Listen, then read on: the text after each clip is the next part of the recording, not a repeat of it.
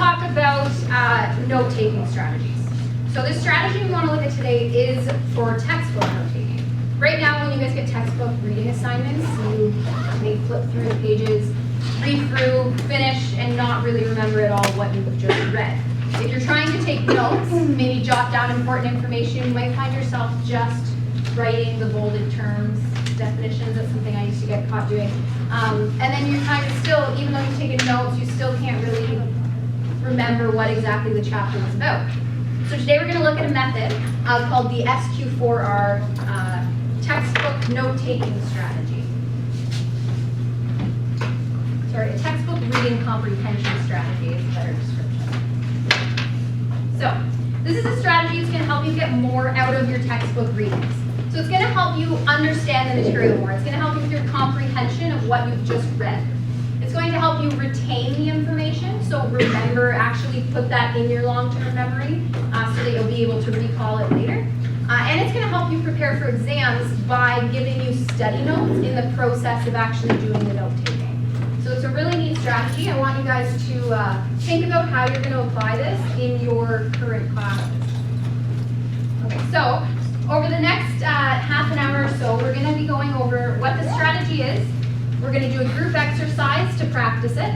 We're going to discuss a bit, try a little bit more on our own, and then reflect, and that will have a time for some questions and answers about how you can actually use it in your courses.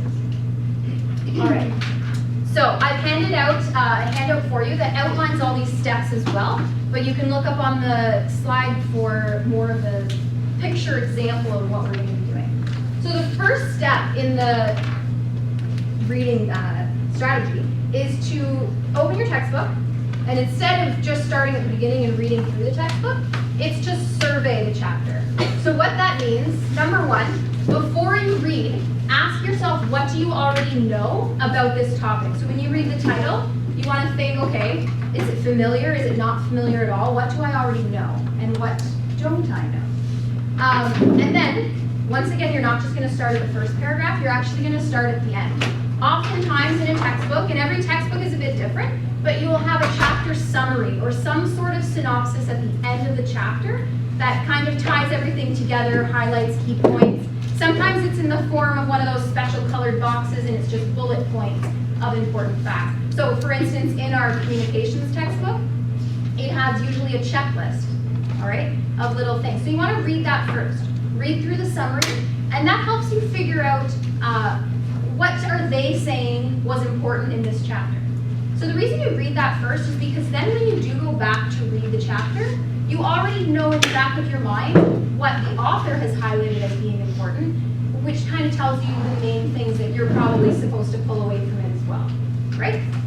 So then, once again, you still don't go and read. The next step is to highlight all headings and subheadings. You don't actually have to mark up your book, but at least go through and look at all these headings and subheadings. This will give you a breakdown of what content is going to be covered, as well as reviewing any illustrations or graphics or anything in there that's not words that is related to what the content is about. So, on to the Q section. That stands for question. So the first thing you're going to do is take those headings and subheadings. If you've highlighted them already in your book, you could, if you're an in-text note taker, you may want to jot it right in your textbook. If you don't want to mark up your textbook, you write it on a separate piece of paper. And you're going to turn the headings and subheadings into questions. Sometimes people get stuck in this because it kind of sounds harder than it is, but think of your basic question format, like your who, what, when, where, why, how. All right, how can you take that heading and change it into a question that you're then going to be thinking of the writing underneath it as the answer, right? If the heading is telling you what it's about, then you should be able to change it into a question and think of the bottom part as the answer.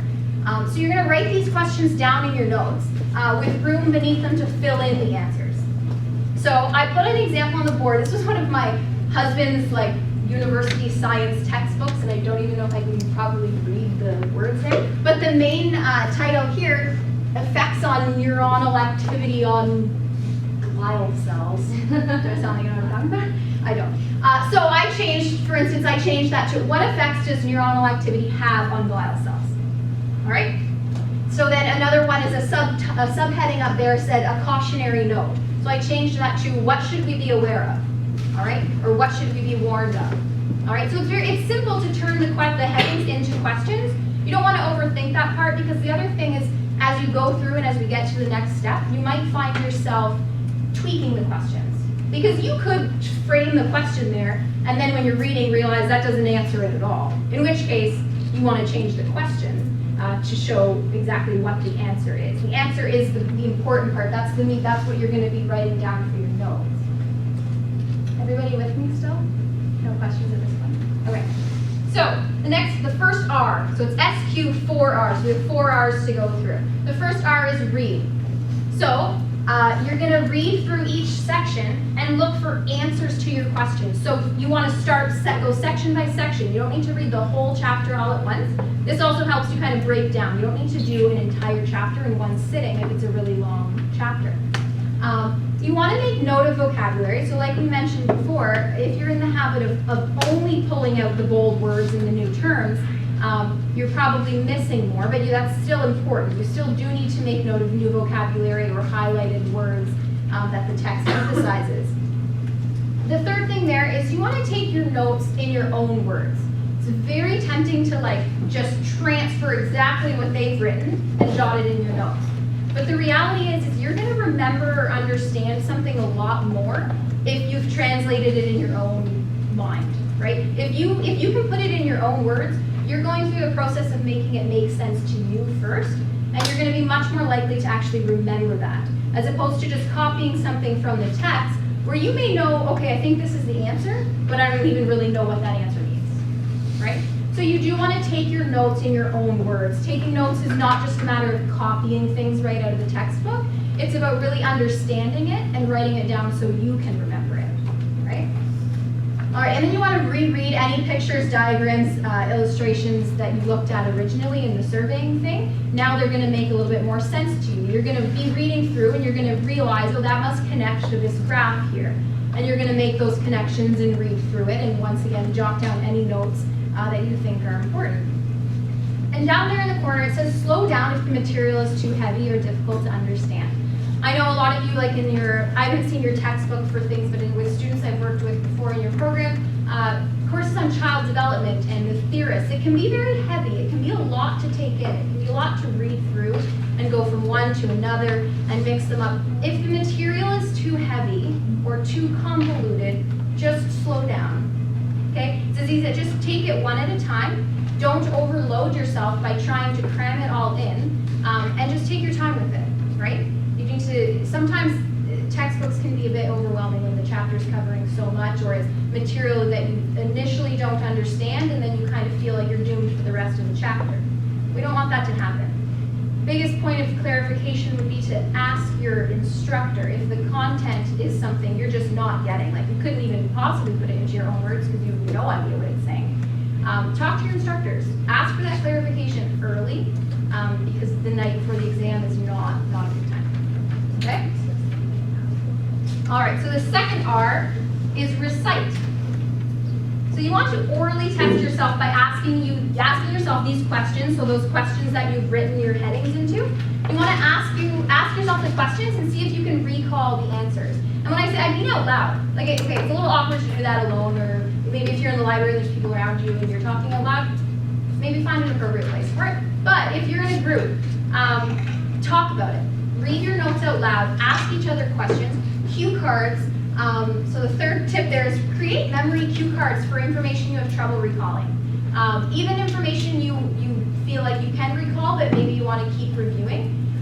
It's as simple as putting a question on the front, answer on the back. So then when you pick up the cue card, you read the question, see if you can recall the answer. Or ask your friend and see if they can tell you the answer. All right, that's a good way of studying. Getting that type of work done throughout your note-taking process will make studying time spent actually studying, right? We can waste a lot of time actually creating the study resources and not having the actual time to study the material.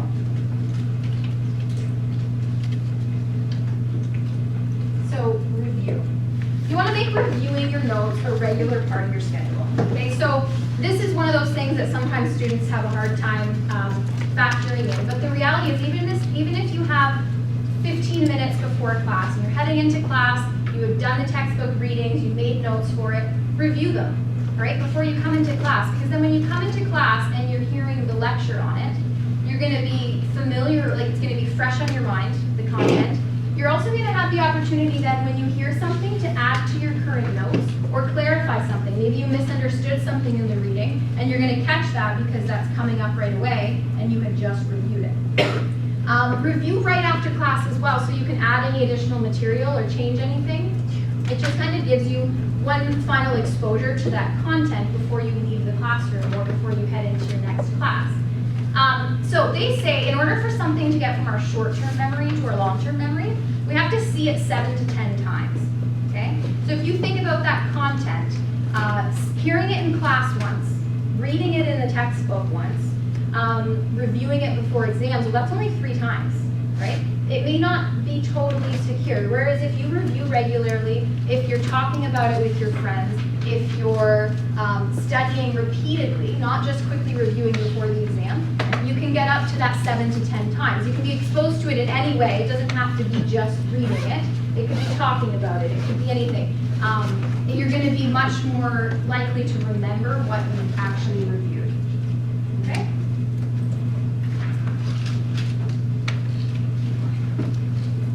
All right, so the last R stands for relate. And this is where you want to relate your content to everything you know.